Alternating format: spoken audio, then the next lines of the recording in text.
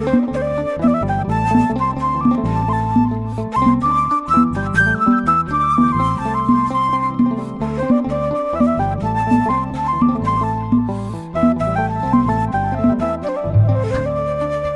እንደምን አላችሁ? እንደምን ቆያችሁ? ውድ የኖህ መርከብ ሚዲያ ቤተሰቦቼ እግዚአብሔር አምላካችን በድጋሚ ስላገናኘን ስሙ ይክበር ይመስገን። በዛሬው በኖህ መርከብ ሚዲያ ቆይታችን እውነት ለመናገር ብዙም አልተዘጋጀሁም። አጠር ያለ ቆይታ ነው የምናደርገው። ማክሲመም 10 ደቂቃ ራሱ ላይ ሞላ ይችላል። ዞሮ ዞሮ ግን ብንሰማቸው ይጠቅማሉ ብዬ ያልኳቸው መልእክቶች ነው ይዤላችሁ የመጣሁት። አንድ ሁለት የሆኑ መልእክቶች በቅድሚያ መልእክቶቹን ላስደምጣችሁና ከዚህ በፊትም ሰርቼባቸዋለሁ፣ ግን ደግሞ በሰራባቸውም እንኳ አሁንም ብዙዎች ይሄ መልእክት በደንብ ግንዛቤ አላቸው ብዬ ስለማላምን መልእክቶቹን እንስማቸውና በተለይ ከዚህ ከአለባበሳችን ስራ ጋር የኛ ያልሆኑ ነገሮችን ከባዕድ አምልኮ ጋር በተገናኘ ጥሩ ያልሆነ ኢሜጅ በእኛ ላይ ሊፈጥር የሚችል ነገር ስለሆነ ለነፍሳችን ብቻ ሳይሆን ለስጋችንም ጭምር ጠቃሚ ሆኖ ስላገኘሁት ነውና ለማንኛውም መልእክቶችን እናድምጣቸውና ተመልሰን እንነጋገራለን።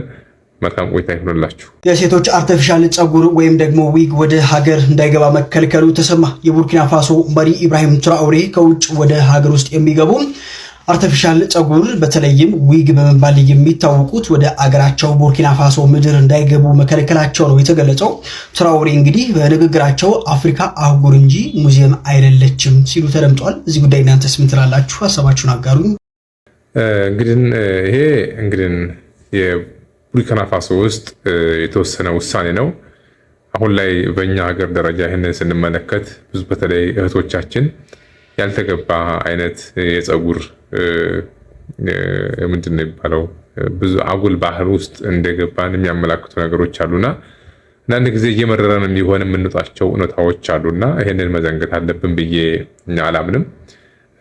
ስለዚህ የኛ ያልሆነውን ነገር ይሄን የምንናገረው ደግሞ ዝም ብለን አይደለም። ከዚህ በፊት በተደጋጋሚ አንስቼዋለሁና ከህንድ የአምልኮ ስርዓት የባዕድ አምልኮ ስርዓት ጋር በደንብ የሚገናኝ እንደሆነ ሰዎቹ ኢቭን ራሱ ጸጉራቸውን የሚላጩትም ለአምልኮ ባዕድ ወይም ደግሞ ስፔሻሊ በእነሱ ዘንድ የሚመለኩ ህንዶች የሚያመልኳቸው አማልክቶች አሉ። ለምሳሌ ክሪሽናን ብናነሳ ከዚህ ከአምልኮ ባዕድ ጋራ ወይም ደግሞ የጸጉር ግብር እንደሚደረግለትና ታስቦበት ታለመበት ልክኛ አሁን በኢትዮጵያ ኦርቶዶክስ ተዋሕዶ ቤተክርስቲያን ለቤተክርስቲያናችን መባ እንደምናወጣው ሁሉ ስጦታ እንደምንሰጠው ሁሉ እነሱም ለአምላካቸው ያን ያደርጋሉ ማለት ነው። በእርግጠኝነት መናገር የሚቻለው እኛ ለእግዚአብሔር ያልን ያወጣነውን ነገር ዓለም በእኛ ቤተ እምነት የሚደረጉ ነገሮችን እነሱ ጋር አድርጉ ብትሏቸው አያደርጉትም። ለመናገር ማለት ነው አይቀበሉትም፣ አያደርጉትም። ያ ማለት የሰውን ነገር ላለመቀበል ምን ያክል ኮሚትድ እንደሆነ የሚያሳየው። በእኛ ዘንድ ስንመለከተው ግን የነሱ የሆነውን ነገር እነሱ ኢቭን ግፊት ሲያደርጉብን አስበን አልመን አቅደን ውበት በሚል ስም ገንዘባችን ሳይቀር ከፍለን ነው እንግዲህ አይደለ? ያውም እንደዚህ በቀስታስ በቀላል ዋጋ የምንገዛውን ጉዳይ አይደለም አይደለ?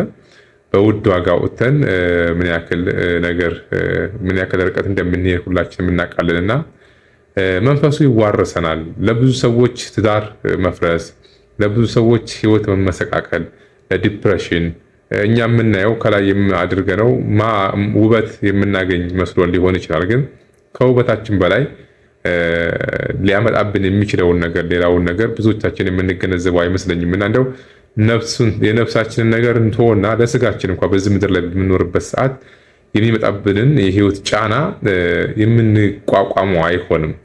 ለምን? ፀጉሩን ባደረግን ቁጥር የዛ ስፒሪት መንፈስ አብሮን ተከትሎ ነው የሚመጣው። እኛ ላይ መጥቶ በፀጉሩ ላይ ሆኖ እኛ ላይ ያድራል ማለት ነው።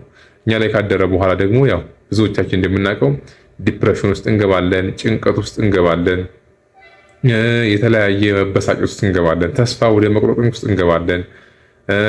ዝም ብሎ የማይሆን ቅዠት ዓለም ውስጥ ራሳችንን እናገኘዋለን። ስለዚህ ከእንደዚህ አይነት ነገር ለመራቅ የማይሆነውን ነገር በህይወታችን ላይ እንዳይደረግ ጥንቃቄ ማድረግ።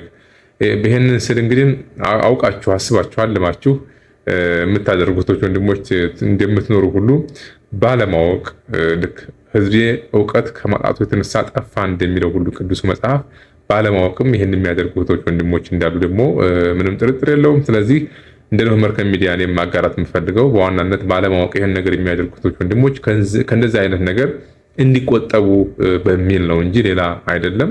ስለዚህ ይሄን አድርጉ ነው። ወደፊትም አነሳዋለሁ ይሄን ነገር በተመለከተ በተለያየም አጋጣሚ እንደ አይነት ነገር የምታደርጉ እህቶች ወንድሞች አሁንም አስተውሉ። የሆነ ጊዜ ላይ ይጸጽታችኋል። ያው የጊዜ ጉዳይ ካልሆነ በስተቀር ማለት ነው። አንዳንዴ ወጣትነት አልፎ የሆነ ታይም አለ። የእሳትነት እድሜያችን አልፎ የወጣትነት እድሜያችን አልፎ የመቀዝቀዙ ነገር ሲመጣ ይሄን ሁሉ ያደረግነውን ሁሉ ለምንድን ነበር ያን ጊዜ ያደረግነው ብለን ራሳችንን መጠየቃችን አይቀርምና ያ ከመሆኑ በፊት ግን በወጣትነት ዘመን ፈጣሪን አስብ እንደሚለው ቅዱሱ መጽሐፍ ቀደም ብለን ዝግጅት አድርገን ከወዲሁ ብናስተውል የበለጠ እናተርፋለን የሚል መልእክት ማስተላለፍ ስለፈለኩ ነው። ይህን በተመለከተ እንዲሁ በደንብ የሚያጠናክር መልእክት አለ አባታችን ያስተላለፉት። እሱን ደግሞ እንድታደምጡት ነው የምጋብዛችሁ። ወደ መልእክቱ ልሰዳችሁ። ጥፍርና ጠጉር መቼም ሀገር ያበለጽግ። እንደው ምን የሆነ የዚህ የጥፍር ውጤት የአውሬነት ምልክት ነው። ሰደበን እንዳትሉ ተጠንቅቃችሁ ነው። ድሮ ጥፍር መባል ባለጌ፣ ስራ የማይሰራ ስድ፣ መረን፣ ቃጫ የሌለው እግዚኦ መሐረነ ክርስቶስ።